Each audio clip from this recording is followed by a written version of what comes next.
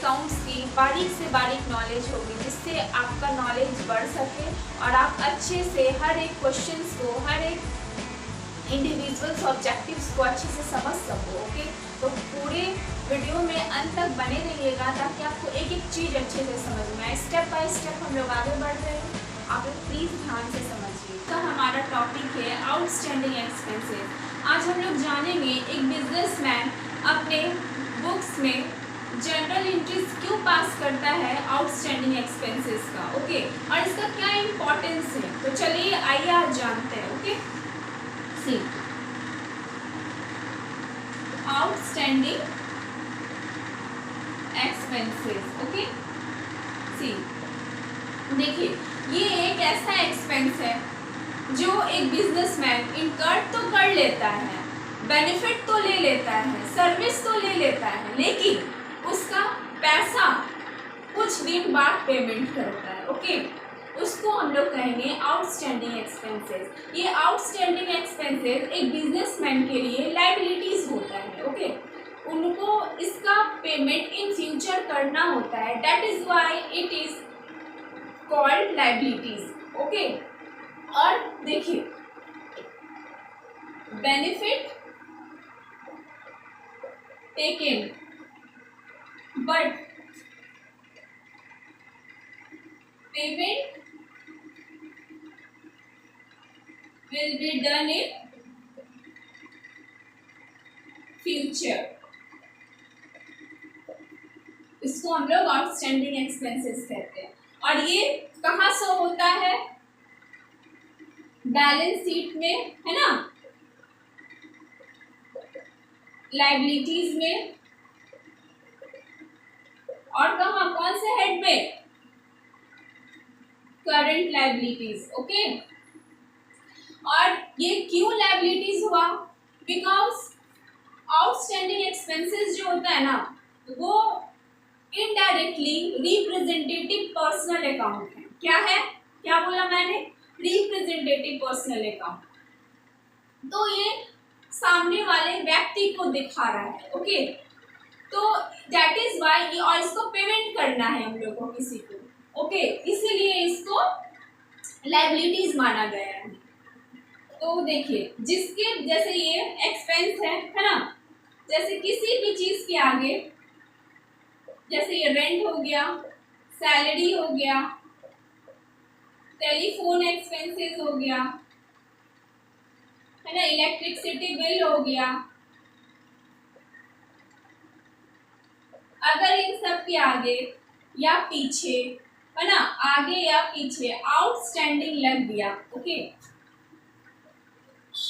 Outstanding लग गया, या यहाँ आउटस्टैंडिंग लग गया, या फिर अनपेड लग गया, टेलीफोन एक्सपेंसेस अनपेड लग गया, तो इसको हम लोग क्या बोलेंगे?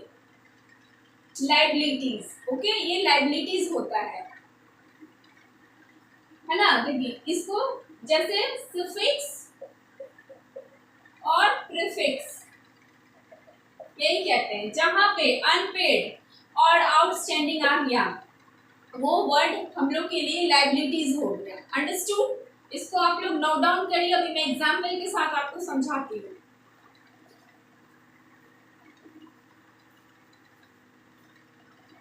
चलिए,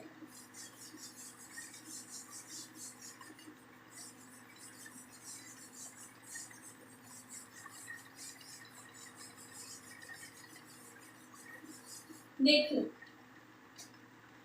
जैसे मैं मान लो एक बिजनेसमैन हूँ। ओके, तो मेरे कंपनी में बहुत सारे एम्प्लॉयज काम करते हैं, तो मैंने किसी एक एम्प्लॉयज का सब सैलरी है, उन लोग का साल का सैलरी है जैसे 6 लाख, है ना, तो मैंने 5 लाख कैश पेमेंट कर दिया। 5 लाख क्या किया?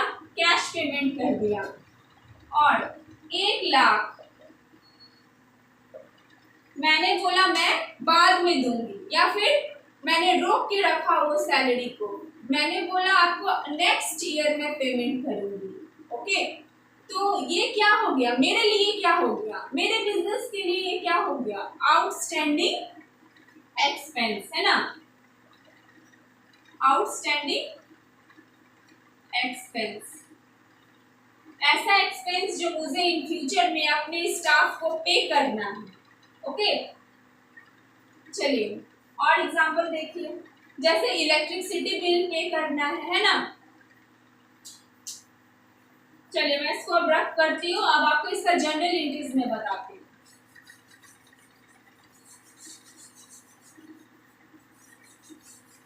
जैसे देखिए फाइनेंशियल ईयर है मेरा अप्रैल 2023 तो 31 मार्च 2024। ओके, देखिए रेंट पेड टिल जनवरी, ओके, कितना 50,000।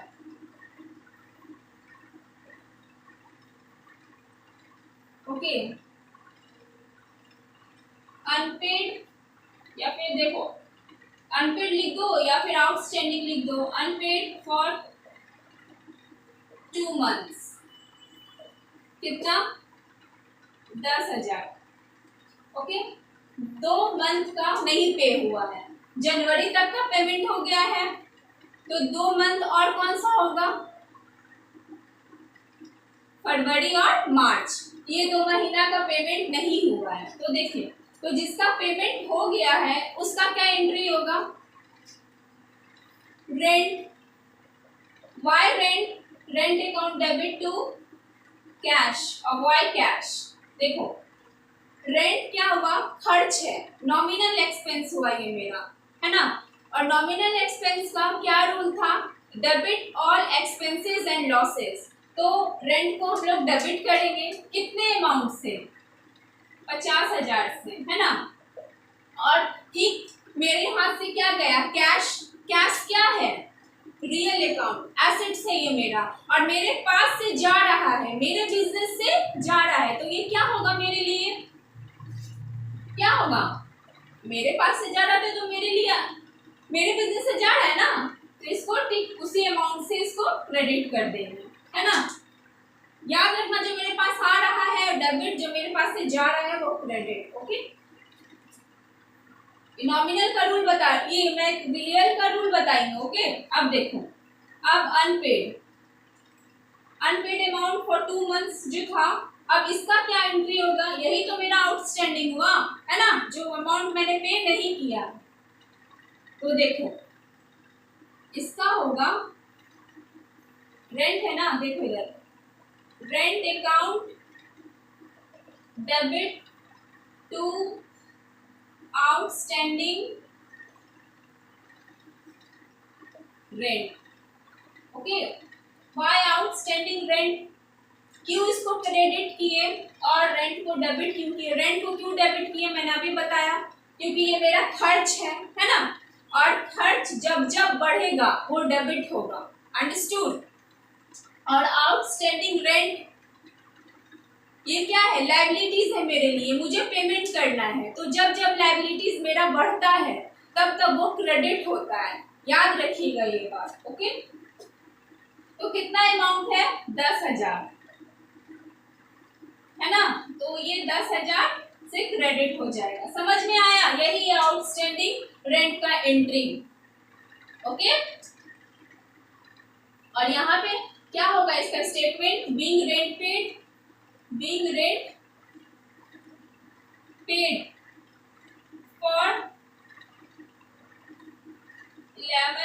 For 10 months। ओके, और यहाँ दो में being rent is outstanding. Okay, अब देखो, अब इस अगले साल जब पेमेंट करेगा, है ना, 1 अप्रैल 2024 को जब पे करेगा, है ना, तो क्या एंट्री होगा जब इसका पेमेंट होगा, तो देखो eight the time of payment, किसको क्रेडिट किए थे, आउटस्टैंडिंग रेंट को, और इसी को पे करना है ना, इसी को क्या करना है, पे करना है। तो ये हो जाएगा डेबिट, आउटस्टैंडिंग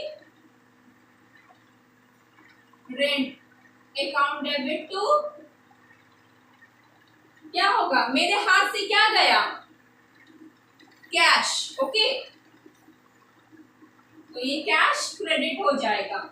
कितना करना था, 10,000, 10,000 बाकी था ना, तो ये 10,000 पेमेंट हो गया।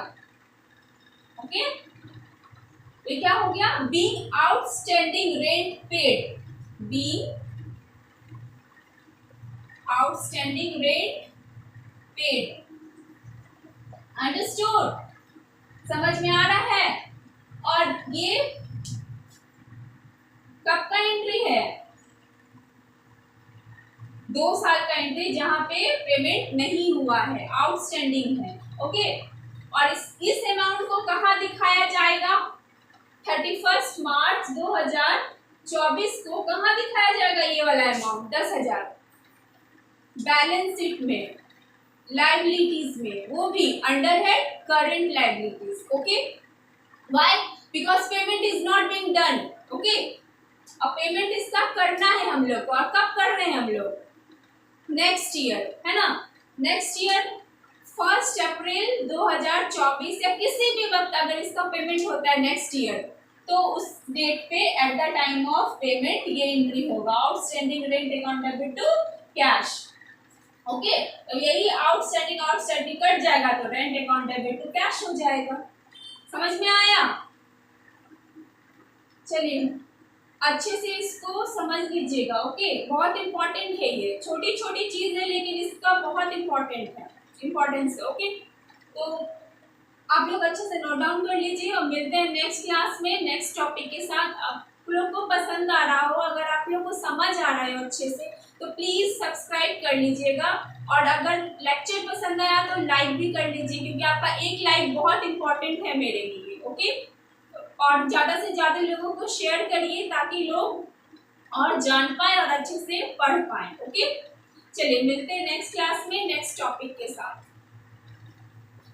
Thanks for watching. अगर आपको पसंद आया हो, आपके डाउट्स क्लियर हुए तो प्लीज़ लाइक शेयर सब्सक्राइब जरूर करें, ताकि मेरे सारे वीडियोस आप तक पहुंच सके, आप अकाउंट्स में मास्टर बन सके। ओके, सारे डाउट्स मैं क्लियर करूँगी, बस बने रहिएगा मेरे चैनल के साथ।